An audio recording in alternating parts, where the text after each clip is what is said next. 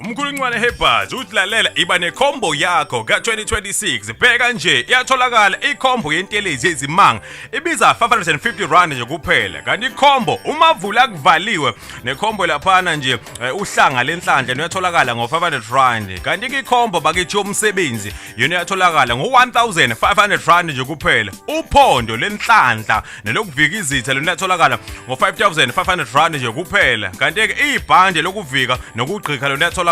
ngo6500 rand nje kuphela kanti uSlay Queen uyatholakala ngo5000 rand nje kuphela kanti icombo yebhizinisi elincane iyatholakala ngo2000 rand kuphela kanti icombo umpinda amshaye wona iyatholakala nga500 rand lapha icombo ugada imoto yona iyatholakala ngo2000 rand nje kuphela kanti ibhodlela lenhlanhla kanye necombo nje yenhlanhla iyatholakala ngo1500 rand nje kuphela kanti icombo woza